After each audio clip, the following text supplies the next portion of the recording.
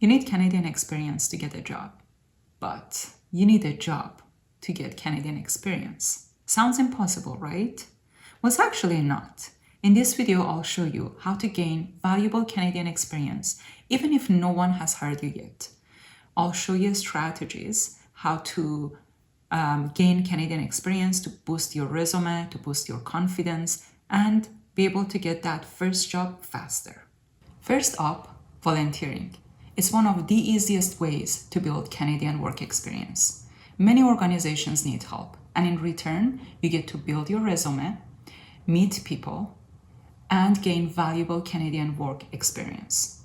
You can go to websites like Volunteer Canada, Charity Village, or your local communities and libraries.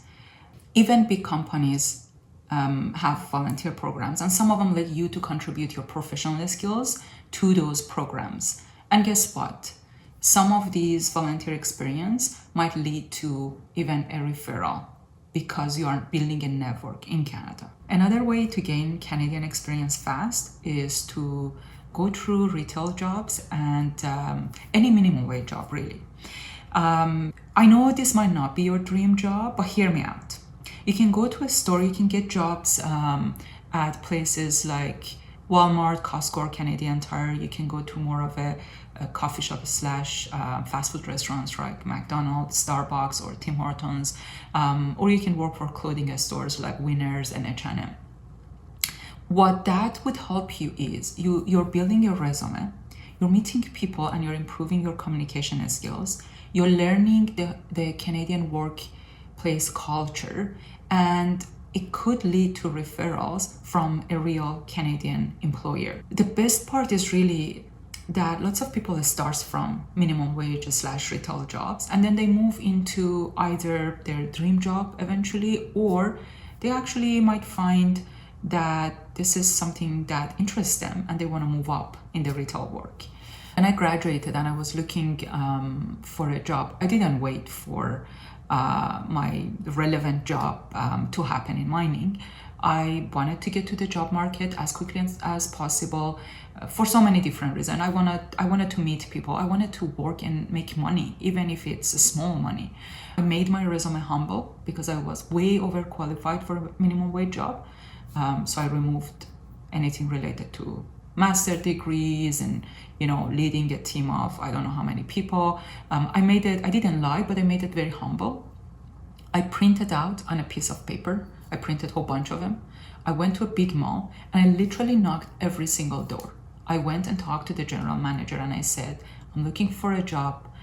I don't mind any job. I'm a fast learner and I'm good at what I do. So give me a chance. And someone hired me actually at the body shop.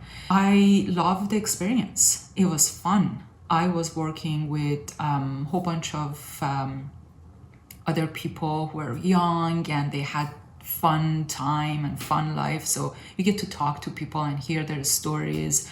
And also I was client facing, so I got to talk to people. I was bringing traffic into the stores. The body shop is very organized and I love organizing. So, it was actually enjoyable work. Now, I did also clean the store, take the garbage out, and I did felt at times that, is this really what I want to do for the rest of my life? The answer was no. But this was a really good bridge to make money and to have fun. And most importantly, to have a real Canadian work experience on my resume. Another great option is internship and co-op programs. Some of them are paid, some of them are not. But all of them give you that great Canadian work experience. And most importantly, if people like you while they're working with you, they might actually hire you. I know that some of the companies, let's say you're a first year computer science programmer and you go and work for one of these big companies. Some of them, if they like you so much, they might even give you a future dated career opportunity, literally have a contract with you that once you graduate, we'd love to have you here. Here's a guarantee that we're going to give you a job. So these are really great opportunities. Don't overlook them. Here's where you can find them. You can go to Talent Egg if you're a student or if you're a recent grad. You can go to Meetax. which offers more research-based internship. You can also leverage government-funded programs like Career Edge. If you're a newcomer, also check out the bridging programs. They usually connect you with Canadian employers, and they might even have placement opportunities. Next up is freelancing. You don't need to be hired by a company to gain Canadian work experience. You can actually offer your skill sets through websites like Fiverr, Upwork, and also LinkedIn services. For example, if you're an accountant, you can help small businesses with their bookkeeping. Or if you have programming experience, you can build web product for, again, usually small services, small businesses. There's lots of small businesses that they don't want to hire someone full-time. They don't have the money and they don't really need that kind of long-term commitment. They just need something small. And websites, again, like Fiverr and Upwork, they provide that opportunity to connect the two of you together. And then you can add that, especially if your employer is in Canada, you can add it as your Canadian work experience. Want to know a hidden trick? Networking itself can lead to experiences. When you meet people, especially for informational interviews, you can ask them if you can shadow them at job. And some of the companies and some people might let you to do that actually. So you can actually go to their workplace, shadow them, and build your network. And also just, especially like small businesses, they might even give you small projects to help them with. Again, this is not necessarily a paid work, but it leads to referrals and adding Canadian work experience. To meet people, you can go to LinkedIn Connections. You can find industry events and meetups. And also you can look into mentorship programs. There are organizations, especially for newcomers, that try to pair you with mentors, and then that way you meet people. If you want to know more about how to successfully do networking and meet people, link is here. You can check out my previous video on that. If you don't have the skills that employers in Canada are looking for, then learn them. And learning a skill could also consider an experience, especially if you're learning it here. Especially getting Canadian recognized certifications would help you boost your resume. So as an example, if you're in IT, one of the cloud-based certifications like Google Cloud, Microsoft Azure, these would really help you.